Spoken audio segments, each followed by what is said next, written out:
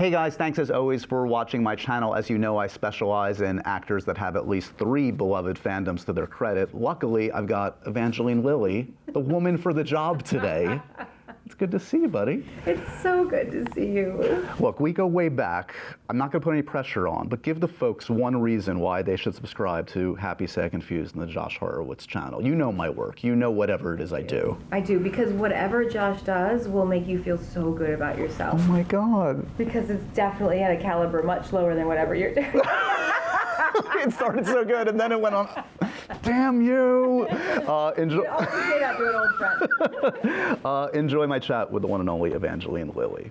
Evangeline, first-time guest on the podcast. I'm actually shocked. Again, we've done this so many different ways, but never officially on the podcast. So welcome. Well, podcasts are the new thing now. They're the hot thing. I mean, the last time I was doing the rounds with the film, I don't think anybody was listening to podcasts. Yeah, it's the, look, radio is back, apparently. We just call it podcasts now. Yeah, exactly. Which is kind of exciting if you think about it, because it means that people aren't requiring so much stimulation, but they're willing to actually just listen to voices who have something to say. We say that as we shoot this on camera, too, so it's basically a lie. Yeah, we've learned a lot already, actually. We were saying when you walked in, it's always fun to see somebody at different stages in the journey, and this is another exciting moment with Quantumania coming out. I saw you very briefly a couple months ago. You gave me like one of the fun, like silly moments in the last couple of years where I was talking to Kobe Smulders at Comic-Con, and you interview bombed. I love interview bombing. You're good at it, clearly. Well, I think I'm actually terrible at it because instead of bombing, I just took over. No, I actually kicked her out of her own interview. We were fading. It was over. Oh, I didn't feel it. It was a hot toss. You guys were in 5th gear, Nope. going all the way to the end line, and I just cut right in. No, you should not feel that way. It was a glorious moment. But it reminds me that, look, you have a long lineage with Comic-Con, for instance. So let's start there, because that was probably, I would guess, early on in the Lost years, like that was probably a big moment where you were like, oh, I'm in a whole new stratosphere. I'm in a weird, exciting new world. Like, do you remember early Comic-Cons? The first Comic-Con I ever went to was San Diego Comic-Con. And it was in 2005, before the first episode of Lost ever even aired. Oh, wow, yeah. And we had a cult following already. We filled one of those massive 3,000 people auditoriums, and nobody had even seen the show. And I was like, oh, first of all, where am I? Yeah. And who Which is the proper response, by the way. And second of all, what have I got myself into?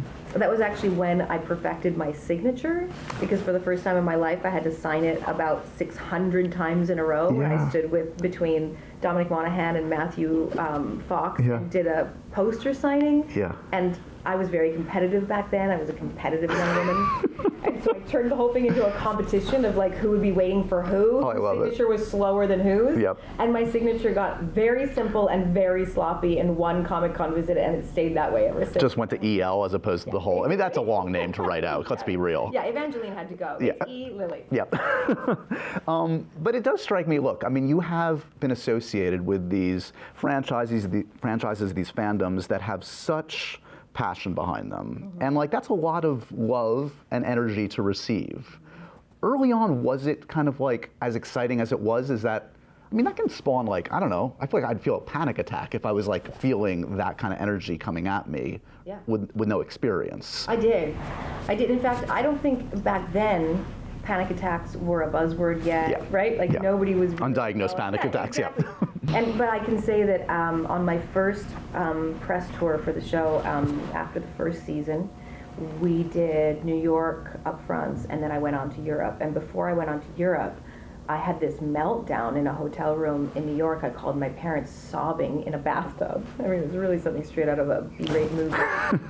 And I was just like, I just want to go home. I just want to go home. I don't want to do this anymore. I hate it. I don't want to do this. It was really overwhelming. And of course, my parents, being good rural Canadian parents, were like, you just come home right now. Screw those guys. You come home and we'll make you some chicken noodle soup and we'll take care of you. And I was like, I don't think it works that way. I think I have a 6-year contract.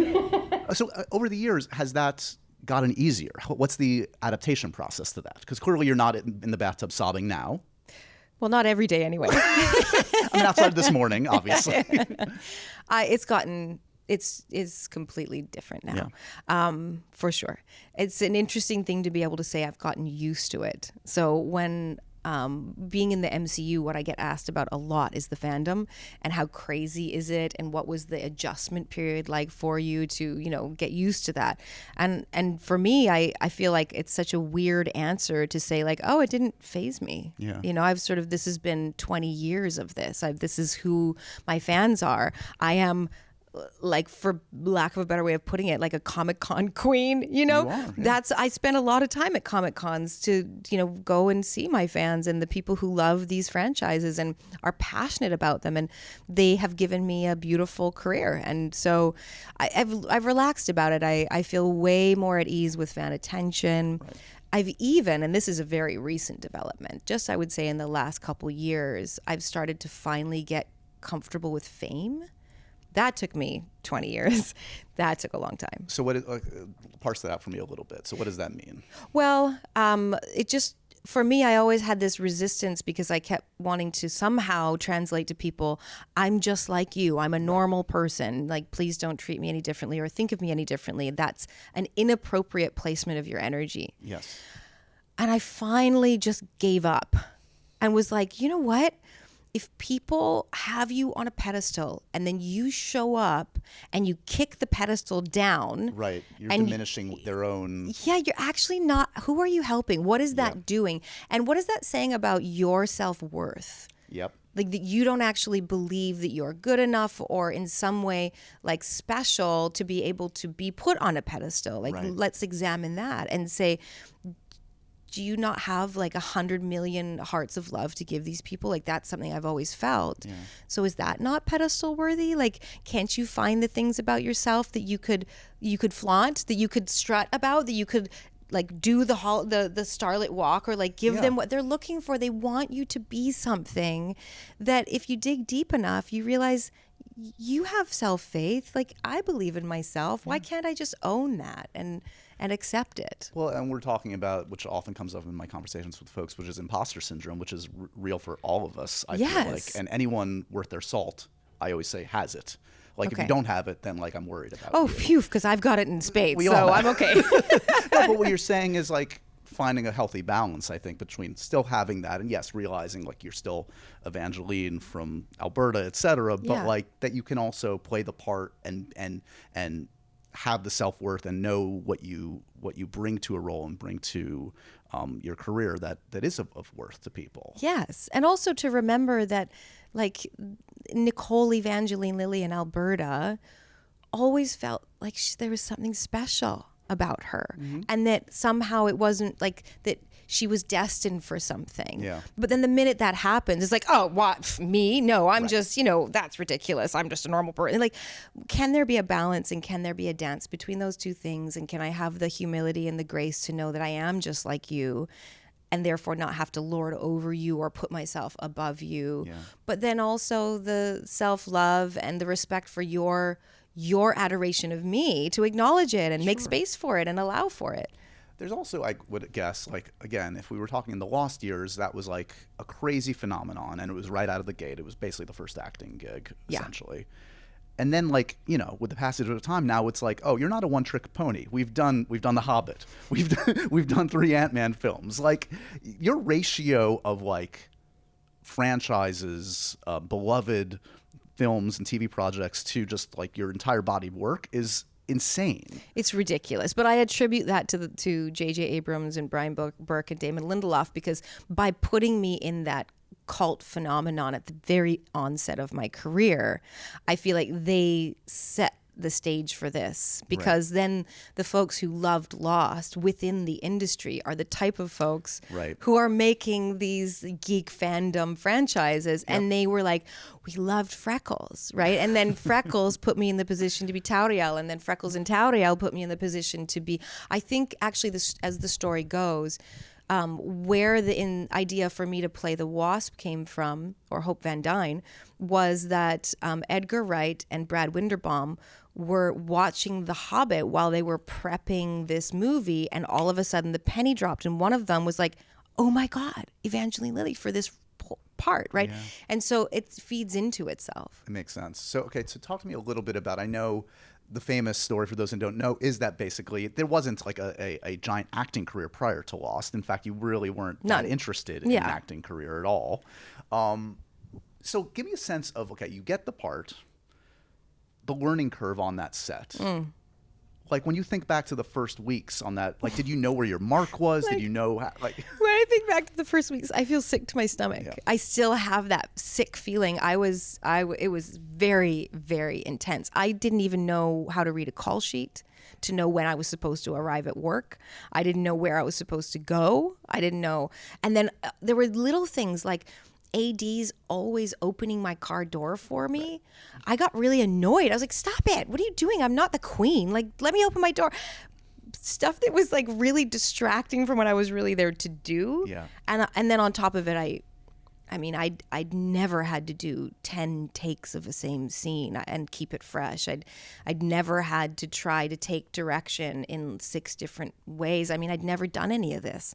So I was using my co-stars as my teachers. Right. I would watch them, and you're never supposed to do this in a scene. You're supposed to be present in your But I would watch them and be mentally taking notes, like, oh, Terry Quinn just did that really cool thing. I gotta remember how to do that. Or like, Harold Perrineau is just so present, and like there's just different things that I picked up from each of them, and that continues on to this day. I mean, I just got to do a film with Michelle Pfeiffer, like talk about an education. She's amazing. So when you do have occasion to stumble upon early work in Lost, like, are you seeing, because your performance is fantastic, and maybe I don't know. Is there something that's maybe just like raw and just sort of like you weren't overthinking it that was working, or are you? It sounds like you're critical of it. You see kind of the motors moving, or what? I feel like the raw magic is what people received. Yes.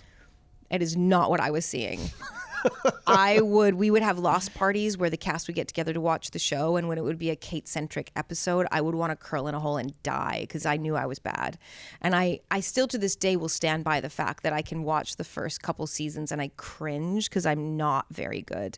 And I do feel like season 3 was a turning point where I went from panic, figure it out, just shoot from the hip, feel it, go with my gut, to I hate this, I don't want to do this, get me out of here, to, oh, I guess if I'm here and I'm stuck and I'm going to stay, I should figure it out. Right. And that was in season 3. And I started to actually try to, learn my craft. Can you give me a high point of like the absurd cultural zeitgeisty moment of Lost? Like I don't know if it was a Rolling Stone Annie Leibovitz shoot or like something insane that felt like, okay, we're now in bananas territory. Yeah, I can only know those things by looking back in hindsight, because at the time I wasn't a cinephile. I wasn't a kid who read magazines. I knew nothing about Hollywood. I didn't watch Entertainment Tonight or anything to sort of cue me off to what was in the cultural zeitgeist. Yeah. So when I was offered a Rolling Stone cover, I had no idea how bloody cool that was. In hindsight, I'm like, holy shit, I was on the cover of Rolling Stone magazine. But that didn't mean much to me at the time. I mean, it was like, okay, sure, whatever I got to do for my job. Or, doing, I did a Cool Water endorsement campaign and Peter Lindenberg shot it. And everyone was freaking out. My makeup artist was like, it's Peter Lindenberg. Oh my God, I can't believe it.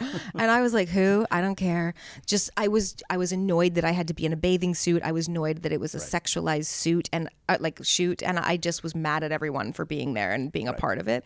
And there were the fan things. Like one time Dominic Monaghan and I were out for dinner in Europe somewhere, and there was a lineup to our dinner table at the restaurant of people wanting to take pictures and get autographs. They lined up. And I was like, what is going on? I'm just trying to have dinner.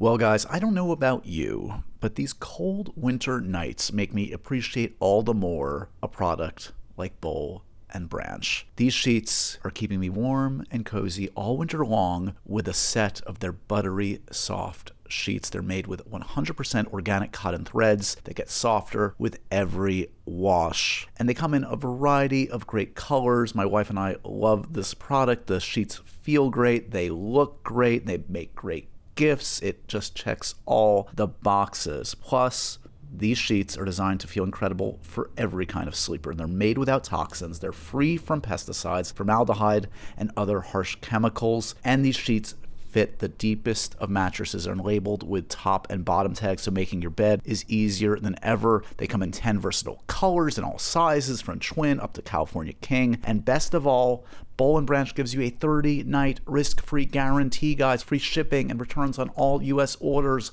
What more do I have to say? How important is sleep to you and your loved ones? It's everything to me. That's what Boll & Branch can mean to you. So make the most of bedtime with Boll & Branch sheets. Get 15% off your first order when you use promo code HSC at bollandbranch.com. Exclusions apply. See site for details. That's Boll & Branch, BOLLANDBRANCH.com, promo code HSC. We were talking before about, like finding your own self-worth and kind of owning it. In the course of those, I guess, about 6 years or so, did you also find a voice on set at a certain point? Because again, early on, you probably don't even know you have a voice and know you're entitled to it. Yeah. I'm still working on that. That has come with middle age. So something shifted in me when I turned 40 and, in the years surrounding it, where there was, first of all, there was a cultural shift because of the Me Too Time's Up movement that had a profound impact on me. And then also I was just in that stage of life where I'm shifting into a different space, and it's really helped to empower me. And on Ant-Man and the Wasp: Quantumania, I feel like that was the first time that I ever really made my voice heard in a creative and collaborative capacity, as opposed to trying to make my voice heard. And there's a very big difference. And up until that one, I don't feel that I had ever succeeded. And it was incredibly rewarding and very, very satisfying to feel like, okay, I'm a grown woman and I'm finally being heard. Yeah, and my character's name is in the title. I deserve probably a little to weigh in a little bit. You hope. But so much of that is on them and so much of that is on you. And one of the things I used to do is I would cut myself off at the knees before I even started. Right. I would come in with an idea, and instead of saying, hey guys, I have this really great idea, let's talk about it, I would be like, this is probably a really dumb idea. You probably won't like it and you probably won't use it, but I just want to say it anyway. I would just always, I didn't have that self-assurance to come in and say, in my head, they might not like it, but I think it's a great idea, so I'm going to represent it as such. Yep. And properly represent myself. So is there an example you can cite in terms of something that you brought to the table for Quantumania specifically that they actually received and absorbed into? Yeah, well, I mean, it's sort of interesting because what's being received and absorbed during production has nothing to do with what will actually happen in the editing room and what the movie will turn out to be. Sure. They're very separated events. Yes. So when I first got the script, I had lots of notes and lots of thoughts. It was a fantastic script. It was the best sort of standing script I'd ever read for Ant-Man, because often they're not quite finished when you read them. Yep. This one was really good. I still had lots of notes. I still had, some suggestions and things I wanted to point out and an offer. And when I got on that Zoom, instead of having a private conversation with somebody, I actually said, I'd like the producer, Stephen Broussard, I'd like the writer, Jeff Loveness, I'd like Peyton Reed, and I'd like to have a conversation, because I felt like that's my best shot at being heard. Yes. Because if it's one-on-one, it's just that person's opinion versus yours. Right. And they probably have their own ideas and their own visions already kind of set in stone. As soon as it's a group dynamic, it's much more collaborative by nature. Yeah. And it really worked. And I felt like it was wonderful because one of those men might say, God, that's a really smart idea. Thank you. And I could see it impact the other two and the way they were thinking about what I was saying. And then suddenly it started to flow. Right. Instead of it being just like 3 people listening to me, it became a fluid conversation that felt really exciting and mutual.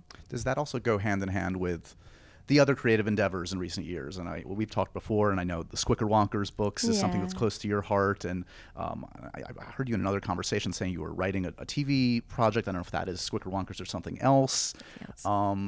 But I would think that all goes hand in hand. Like you're not a hired gun anymore. You are thinking of all the parts. Yeah. I really am. And I think that's one of the things I had to really acknowledge was just, hey, listen, like, look at what's happening. You're getting very frustrated creatively. Yeah. So instead of bringing that frustration to a role and to a poor director who's going to be subjected to your creative ideas that are like not necessarily appropriate for his film, why don't you just make your own stuff? Yeah. Like you got to put that somewhere, because if you don't put that somewhere, you're going to keep bringing that frustration to acting.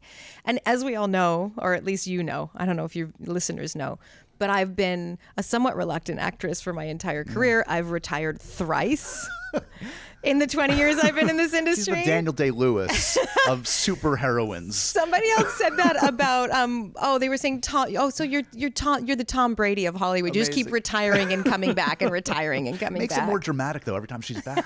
Well, I was like, I gotta stop telling people that I think I've retired, because it's gonna seem like it's just a bit. A bit, exactly. So I've stopped saying it. Okay. But because, that's always been there, and I think that's always partly been there because my first passion was writing. Yeah. And acting was something that just happened. And in order to survive the trials of acting, it is a very difficult profession on many different levels. You have to love it. It has to be your passion, or it will eat you alive. And so I think what I'm just doing is making sure that I'm finding outlets to express all the other things that I actually love to do more. Well, not to mention, and I'm sure the early experiences, and when I say that I mean even prior to Lost, must have made you a bit jaded. Like I was looking up, just sort of seeing early stuff, and I found like a G4 kind of thing where you're essentially like modeling like a... Oh yes. know what I'm Oh God, talking talk about? about degrading. Yeah, you must have and felt a like a Live Price is Links Right commercial. model, and it's No, kinda I mean, like- watching them back, even I kind of get like Yeah. that cringy, like gross feeling in my tummy, because I'm like, ew. I was cute and I was young, and they got me in like a little pop top and low rise jeans, Yeah. and like I'm hawking gaming gear. Yep. Yeah, I was very jaded going into it, because I wasn't even going into it with the hopes of becoming a famous actress. I was going into it with the hopes of paying my way through university. And then I felt like I had to kind of degrade myself to do that. So I had a very bad taste in my mouth about the whole acting business, period. But that's because I was in the lowest end of it. I mean, doing extra work in commercials isn't exactly glamorous. Totally. Okay, so back into the chronology a little bit. We were talking Lost, and we'll come back to the Ant-Man films. But after Lost, one of the first retirements happens, I think. That's right. Nailed it. Yes. Right after Real Steel. I did Lost, Yeah. and then I did Real Steel right on the tail end of the sixth season of Lost. And when we did reshoots for Real Steel, I was pregnant with my first baby, and I was like, I'm done. Can we mention Real Steel, though, for a second? Because there's so much love for that film still. And it's a great film. Sean Levy, the nicest man on the planet. The nicest man on the planet. Like, insane director, and now of Stranger Things, making a Star Wars movie, apparently. I don't know, Evangeline, you might want to hit up your old friend. Oh, yeah, right? When Brian Burke and J.J. Abrams first did Star Wars, I reached out to Brian. I was like, I want to be Leia. He was like, How'd that go? well, Leia's going to be Leia. I was like, oh, okay, I get it. Carrie Fisher, all right. Worth another shot, though, with Sean.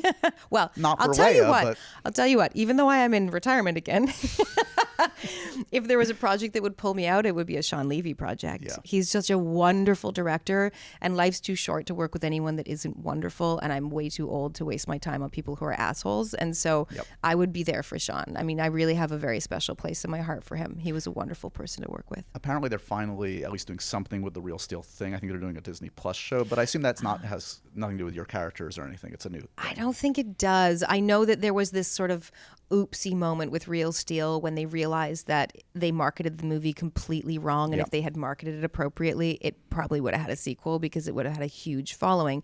Because eventually, once the right audience found it on the streaming platforms, which is families, not testosterone-driven young boys, then it became like a cult classic. There is a huge following for it now. So yeah, I haven't heard about the TV show, but I don't know what it is, but I'm not involved. Okay, so before Ant-Man, as I recall, you were either fan casted or real casted in other superhero kind of stuff. Like there was even talk that you, like, true or false, did you meet with like a Joss Whedon about a Wonder Woman project? You Yep, did. that happened. And how did that go? Was that a real thing? Did it feel like a real thing at the time? It felt like a real thing, and I have no idea. You'd have to ask Joss, but I think my impression coming away from it was I had no desire. and he could tell. Were you trying to fake it? Or not even? You were kind of. I was too young to be that polite. Why were you not into it? Just in the idea of playing Wonder Woman wasn't at that point didn't make sense. It didn't appeal, and there was nothing about the meeting that like jazzed me or made me think like, oh, I got to do this. Nothing clicked, nothing felt good, and I think that I at that time, and still I think to this day, I am way too authentic for my own good. Right. I mean, it's not good. If I am not impressed, you'll know, and maybe you shouldn't know sometimes. And I think there was maybe even a little bit of like offense taken, Right, because like you should be excited. We're saying you could be Wonder Woman. Shouldn't you be excited? And you're like, I'm good. I'm not really. Yeah. And that I was okay with that. I was okay with burning bridges. I was okay with not having everyone in Hollywood just, want to work with me and think everything, I was okay. I was like, I'm good. I'm doing Lost. I'm great. And then there were a couple other, like, I don't know if it's weird talking about stuff that has come your way that you've passed up on, because then I don't know, like, does it put the person who offered you in a weird position or make it sound, I don't know. It just sounds braggy. It's fine. You're Own like, it. We said tell own it. me. Remember, Just own tell your me. worth, Evangeline. Okay. Well, I don't know if I'm supposed to say this. I guess it doesn't matter. What are the consequences? When we were working on Real Steel, Hugh Jackman was like, hey, so the X-Men guys are like asking me if I would approach you because they know that you won't talk to anybody and won't do anything, and you're not reading scripts and no one can reach you. So they knew I was working with you and just were interested to know if it would ever interest you to maybe do an X-Men thing. And I was like, no, it doesn't interest me. I'm not interested.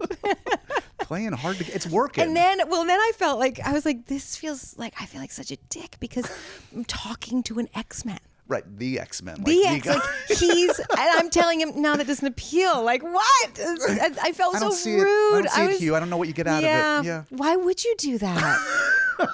What were you thinking? Well, I mean, come on. It's a weird thing. But look, you gotta just stay true to yourself. That's exactly it. Yeah. I just always had to do what felt right for me. Well, and also, you don't want to be it's like locked into 5 movies with a character and a franchise you're not passionate about. Totally. Which can happen. And honestly, I wasn't into superhero movies, and that's the main reason why in both of these instances I just kind of felt like I don't know what I get out of this, because I don't like watching those movies. They don't appeal to me, and I often was very critical of them. Like, I was known to mock them and treat them as like lower forms of entertainment until Marvel came around. Yeah.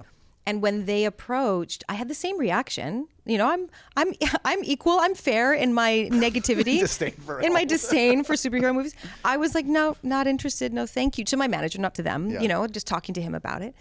And he was like, have you seen any Marvel movies? And I was like, no, of course not. Why would I watch that?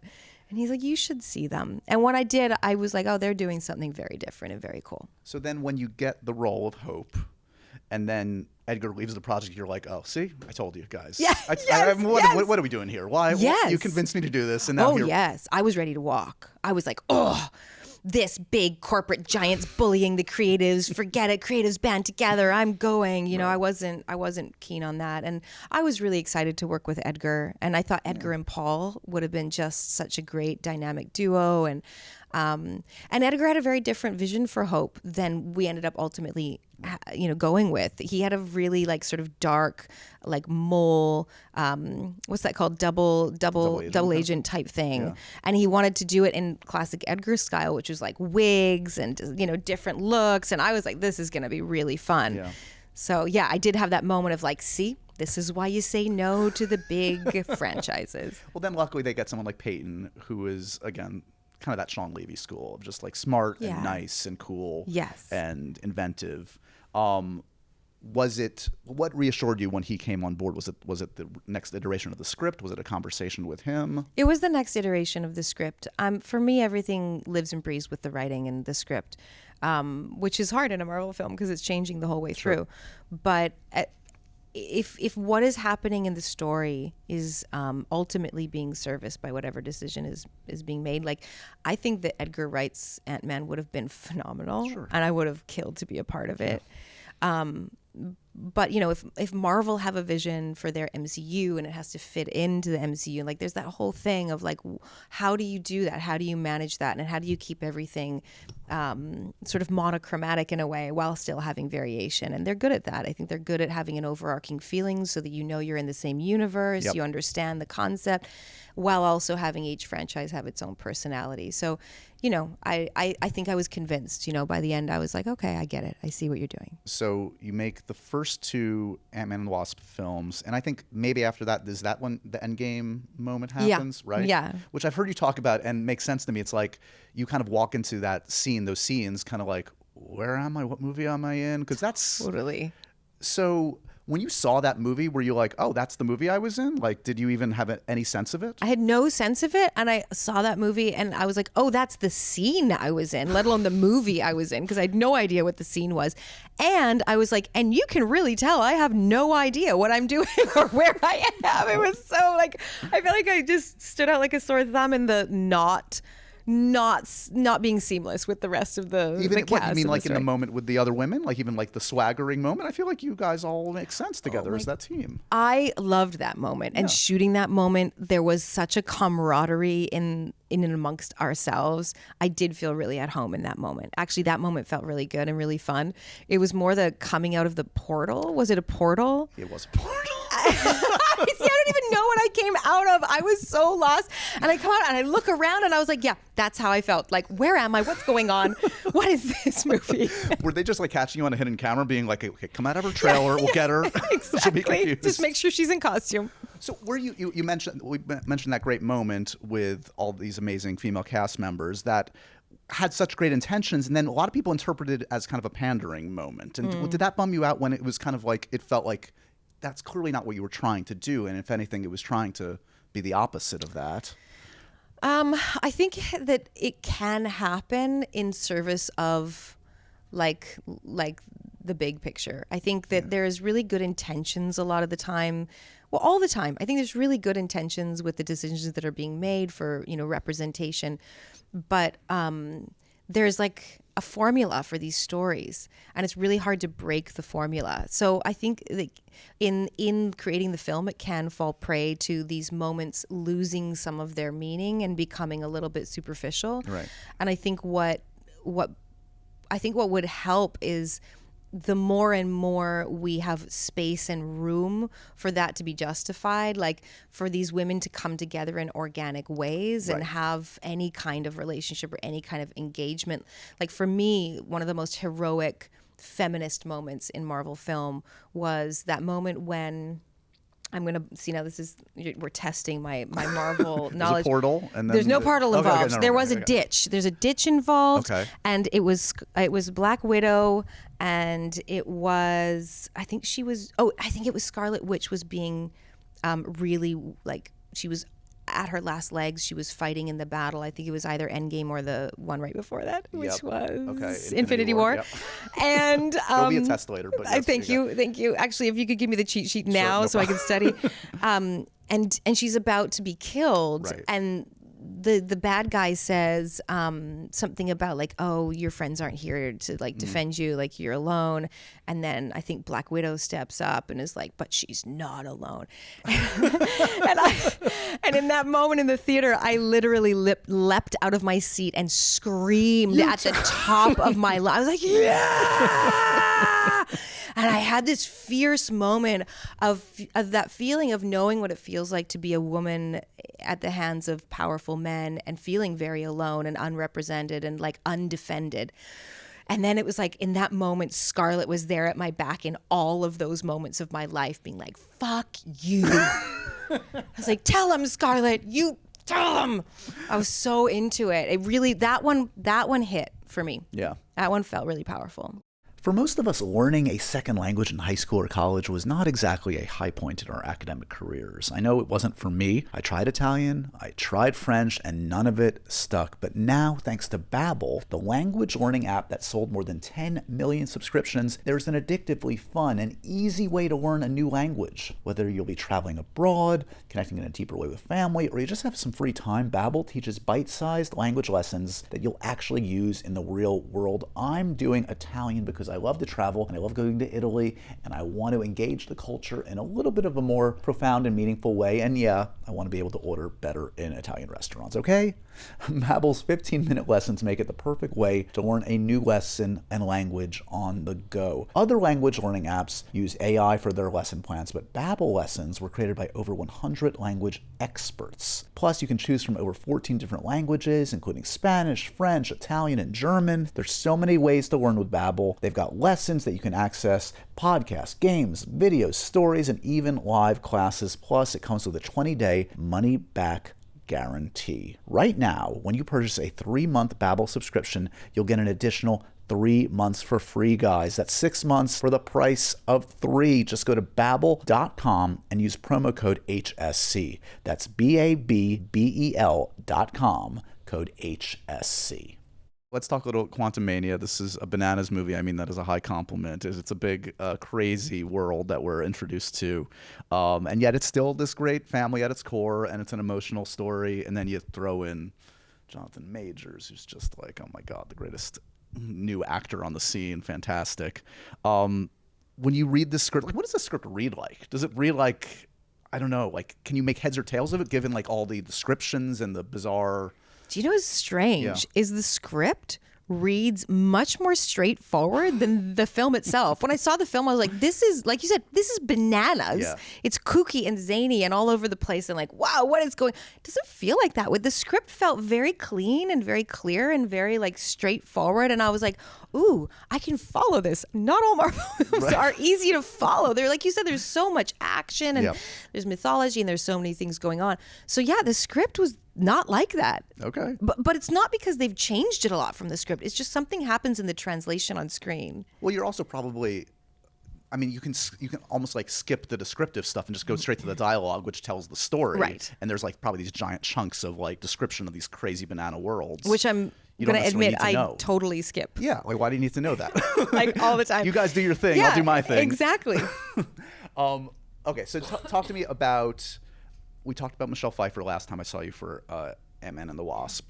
One of the reasons I love this film is there's so much Michelle in this. Oh, like, me she's too. She's so good. It's like... She's always so good, and she's just so good to look at. And I hate to say that. That's so degrading, but it's true. She's so beautiful. She's a model. She's a model.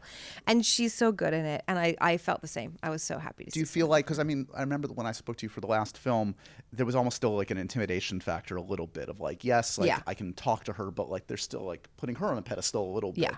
Has that diminished a little bit, or is it still... It has, like in a healthy, like in a good way, not in a way that in any way she is less cool or less incredible to me, but just in the way that we got really close on this film and we were really supportive of one another.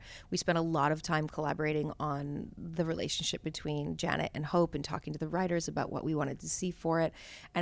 And you know, these are really difficult films to make, and so she became a real comfort and a real ally. And there was like, not so much a mother-daughter thing, but a genuine friendship that developed. Amazing. So talk to me a little bit about the ambition right now for this character. Because look, we've seen the Wasp in relation to Scott and the family. Like, could you imagine playing Hope without them? Like who is Janet, or who is Hope rather, without the family around her? Does that intrigue you? Totally intrigues me. Yeah. So this thing has happened online where a fan asked a question at a press conference about whether or not there would be a standalone Wasp film coming. Okay. And I was like, I'm all for it. Kevin, what do you think? Because he was sitting right behind me. And now all of a sudden, there's headlines all over the news like Evangeline Lilly calling for a standalone Wasp movie. And I'm like, hang on. I didn't, that was a fan that was calling for it. I just said I'd be game. I don't want to... Exactly. Come on. But that's the kind of thing that does make that intriguing to me, is just because there's never enough space in a Marvel movie to explore the character in the ways that I would want to. I mean, I'm a person who didn't like superhero movies for this very reason. Right. Like, I like character-driven pieces. I like the squid and the whale. Yep. You know? Yep. So I want more of that. And, you know, that's never going to happen. And the fans would not be happy if it did. If I made a Marvel movie, it would be the lowest grossing Marvel film of all time. But I do see it as an opportunity to have that time to get a little bit more into who is Hope outside of, you know, being like a trainer for Scott, or being a support for Scott, or being you know, a daughter. Like, who is she? Just who is Hope? Yeah. I'm most curious about this, like with like the stuff coming down the pike, like Kang Dynasty and Secret Wars. Like, how does it work? Do they check in with you occasionally and be like, "Here's what's coming"? Like, Hell no. no, you don't. Like, it's literally like, "Here's when we need you." It's like, yeah, it's like, oh, I get a call from my lawyer being like, hey, guess what? Good news. They want to make another Ant-Man and the Wasp movie. Are you available on these dates? You know, and that's it. And it won't be like, just so you know, you're launching phase 5 and launching the Dynasty of Kang. No, just, there's another movie. Would you like to do it? Here are the dates. So, okay, if we were off camera right now, just having a drink, being casual, could you even tell me what happens like in Kang Dynasty? Do you know anything? Zero, nothing, not even an inkling. I know as much as anyone who watched Quantumania already knows. That's as much as I know. And I'm not saying that so that I don't spoil it. I genuinely don't know. And is that a frustration at this point, or is that just part of the deal? Oh Like, no, it's all I good, don't it's mind. fine. I don't mind at all. I don't have the time. I'm a working mom. Like, I don't have the time to keep up with the whole thing. It's huge. Yeah. It's too much. No, I relate. Look, I love this stuff, and like I'm like, it's like a full-time job for me to like keep up with. God bless Marvel, but all the content. It's like, slow down, guys. I need a second. Yeah. Yeah. I think I kept up with half of phase 4, which I think was pretty good for me. I did pretty well. I saw probably about half of them, but it was way too much for me to see them all. My son, my 11-year-old son, on the other hand, has seen everything your at consultant. least You can, once. like, lean Yes. on him. Be like, exactly. so what's That's going right. on here? Yes. Yeah. He picked out an Easter egg in this film that I didn't even know existed. He was like, oh, and he like saw this thing and he connected it to another one of the Marvel films. And I'm being very cryptic right now, just in case he's right. But because I think he is right, because he really knows Marvel. So okay, so we've been talking mostly about the acting and a little bit on the other creative pursuits like Squicker Wonkers and writing and all of that. Look, I mean, I follow you on social media and I know you a bit over the years, and I know, like, I don't know if it comes from childhood or what, but you're also very like socially and politically engaged, and that's something that clearly is a passionate part of your life. Does it feel like, because it's not necessarily what a big conglomerate is looking for in an actor, right? No. Is someone to be like, hey, here's what I think. Yeah, exactly. Do you ever get the call from like Feige being like, I love you, but can... No. Well, that's good. They're very respectful. In fact, I've had direct conversations with them that I have instigated. And, you know, they've always said, like, that's not our business. That's not for us to tell you how to live your life or what opinions to have. And, you know, I actually even got a really supportive phone call from Peyton Reed at one point, and, you know, just saying, like, just so you know, there's some rumors spreading about, like, you know, Marvel ditching you or canceling you, and that didn't come from Marvel, and that didn't come from us, so just ignore that. Well, that's huge. Yeah. To know that they've got your back. It's really nice, and I think it's really healthy. I think there needs to be a divide between your professional life and your personal life. Right. Okay, so besides being a mom and doing this Marvel business, what is when you have some time, creative time, what is occupying the time right now? Are you writing another project? Are you trying to get something off the ground? Or? I am. So I've got a couple things going. One is this film called Legend of Destruction, which we just announced in Deadline a couple days ago. We're looking for distribution in the U.S. It's an animated feature that is like none ever made before. It's 1,500 still life oil paintings that don't move, but the camera moves through the paintings. And so it's almost like reading a book that just comes to life in your mind. And for about the first 5 minutes, I think there's a bit of squirming in your seat, like, but it's not moving, I don't understand. And then all of a sudden something happens and you just switch over, and the film comes to life in your mind through what's happening on screen, but it's actually not in motion. And it's about the destruction of the Second Temple of Jerusalem. And Oscar Isaac is the lead voice, and Elliot Gould and Billy Zane are in it with me, and I play Queen Bernice, and I'm just so excited about it, and I really hope we get U.S. distribution, because it's a cautionary tale about a society divided amongst themselves, which I think is really prevalent in America right now. Amazing. And then, go ahead. No, I could go on forever. I've got so many projects on the back burner. Give me one more. What is it? Is it Squicker Wonkers? Is it the TV show? What's the No, next? It's actually I've written a feature, and I have a very exciting, producing partner who. I'm like, I won't tell you who, but there's this hot, young, new, like, exciting producer, director kid who wants to make it with me, and I'm very excited. do we need to manifest at this point another franchise, or are you good? Like, because you've Oh my God. Like, are you? Yes, you're we do. Comic-Con queen already. No, but we you're do. greedy. Now you want more. The next franchise has got to be of my creation. There you go. That's the next. That's clearly the next step. I'm done playing it with other people's sandboxes. That's I'm gonna right. create my own. That's right. I'm done being someone else's puppet. Let's bring my puppets to life on the big screen. And there's going to be 20 series or 20 books, so we could do that. I love it.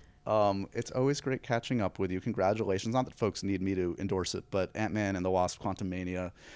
It's another big fun swing from Marvel. It's a wild ride. You're excellent in it as always. And it sounds like we'll be talking more about all these thousands of other projects. I hope so. And this was so neat. It was very different for us. Normally we're just being idiots together and laughing our asses We'll off. compensate next This time. was We'll go really nice. stupid next time. It was really good. We contain multitudes, Evangeline. Yes. We can be serious. We can have See? variants, right? She's on brand. Look at that. Thanks for the time as always. Thank you.